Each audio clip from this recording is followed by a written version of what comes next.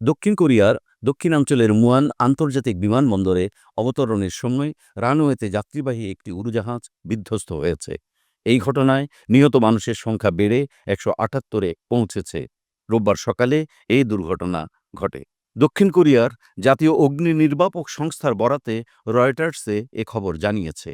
অগ্নি নির্বাপক সংস্থা এক বিবৃতিতে বলেছে, এ পর্যন্ত দুজনকে জীবিত উদ্ধার করা হয়েছে। দুর্ঘটনার সময় জেজু এয়ারের উড়োজাহাজটিতে ১৭৫ জন যাত্রী ও ৬ জন ক্রু ছিলেন। উড়োজাহাজটি থাইল্যান্ড থেকে এসে মুয়ান আন্তর্জাতিক বিমানবন্দরে অবতরণের সময় দুর্ঘটনার কবলে পড়ে।